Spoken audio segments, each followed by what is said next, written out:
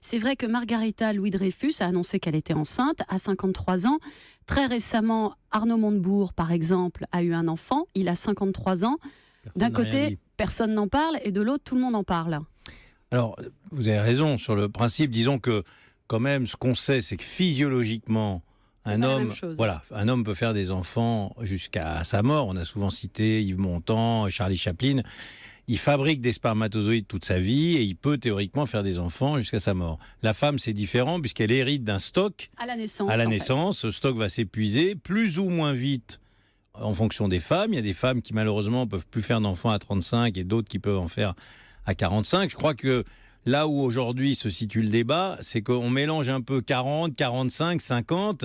Alors certes, c'est pas très éloigné, mais c'est quand même pas la même chose parce qu'une femme D'un point de vue fertilité, si. d'avoir, voilà, une femme de 50 ans, de plus de 50 ans, les chances que cette grossesse soit naturelle sont très proches de zéro. Donc c'est probablement un traitement médical, ce qu'on appelle un don d'ovocytes, même si on peut pas trop préjuger puisque cette femme a droit de dire ou pas ce qu'elle a fait pour avoir cet enfant. Mais ils ont des jumeaux à 53 ans, la plus forte probabilité c'est que ça soit un don d'ovocytes. Et donc il y a quand même une intervention médicale. Donc on peut pas faire comme si c'était n'importe Naturel. quoi, parce qu'on va en parler après, il y a quand même des risques obstétricaux. Alors on va en parler Oui. justement. Donc Margarita Louis-Dreyfus à 53 ans, est-ce que c'est ce qu'on appelle une grossesse ultra tardive?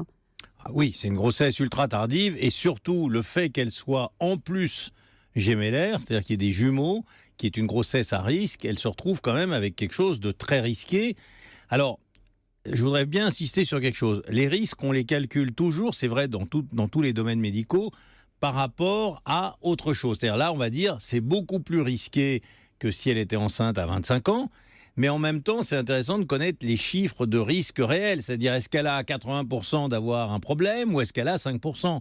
Et c'est là qu'il y a un petit débat, c'est qu'en fait, effectivement, elle a beaucoup plus de risques d'avoir une grossesse compliquée, mais en pourcentage, elle a plus de chances que sa grossesse finisse bien, parce que les risques, c'est, je sais pas, 25% d'hypertension, c'est pas 80% d'hypertension.